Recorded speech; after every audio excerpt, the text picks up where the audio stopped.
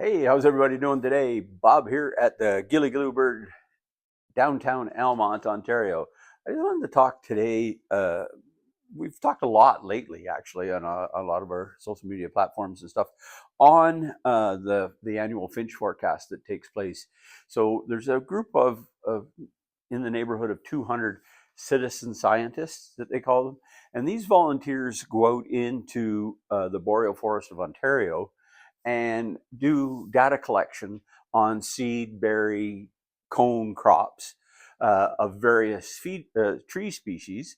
And then they determine, based on the yield of those berries and cones and seeds and all those things, the amount of boreal forest birds that will be on the move in the wintertime because of the lack and or plentifulness of food.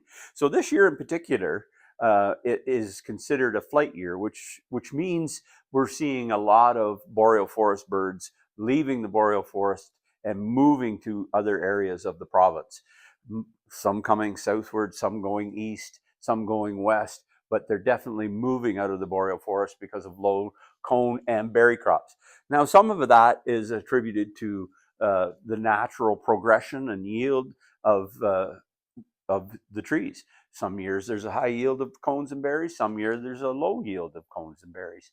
So it just sort of varies. But this past summer, we had trees that are under duress from forest fires and from drought, because we had a very significant amount of, or not any significant amount of rain this past summer. So we were drought conditions throughout a lot of the boreal.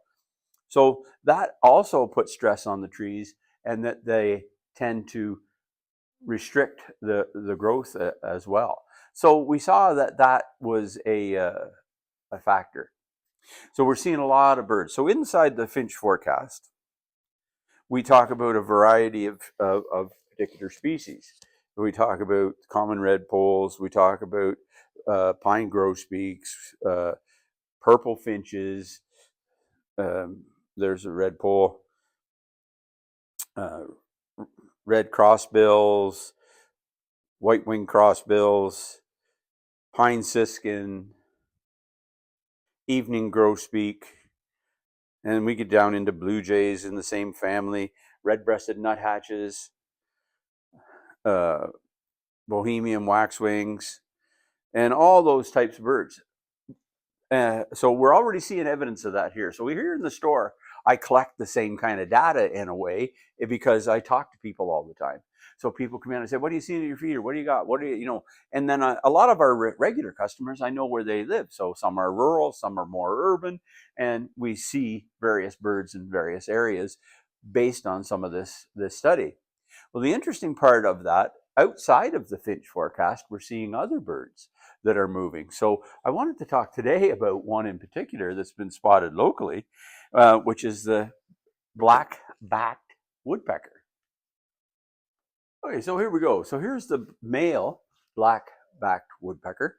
Look at that. See that yellow tuft on the top of his head? That's significant. That makes the identification feature for the male.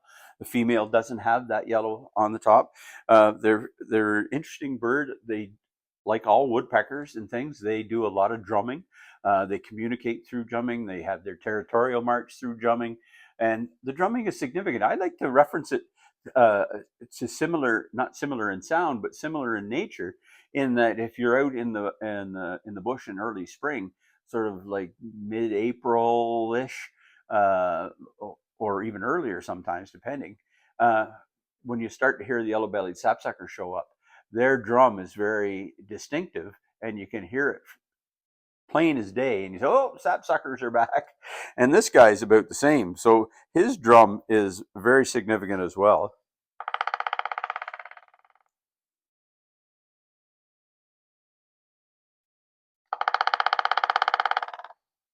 Very, very significant. You can hear that. Now, it's not uncommon to the hairy woodpecker and stuff when they're doing theirs, but they also have what they call a pink call, and when they take flight, a little chirr.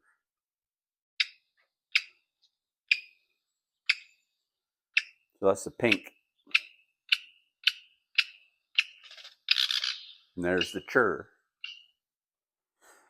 Really, really nice birds. So some of them it's spotted locally. And as I say, we'll go through the male. There's a picture of a male again. There's a female. You can see the distinct difference between the male and the female there. Notice the foot here. This is a great picture of the foot. 1, 2, 3 toes up front and one in behind. There's a male and the female. The interesting part about them is that they like dead trees. They often have their habitat includes burned out forest. They are in the conifers, the pines, and all of those areas. What other things does it say here? Here's some of the purple in the range where they are. Their range, so you can see the dotted line here is the uncommon areas. So some years that we have this flight movement or the movement because of lack of food in the boreal forest in this big area here, you're going to see them much lower down into the Great Lakes areas, down in the bottom here. So this is a significant year for them to be moving. So if you wanted to kind of look for them, they're boreal forest and the spruce and the firs, but favors areas of dead or dying conifers and may concentrate at burned or flooded areas with many stands of dead trees. Also in undamaged forests of pine, Douglas fir, hemlock, tamarack, and spruce, especially spruce bogs. Frequent lowlands in the north and mountains in the west. So a lot, I talked about that the other day. Was say people come in, I want to do this and I want to track this. So how do I get the cardinals? How do I track cardinals?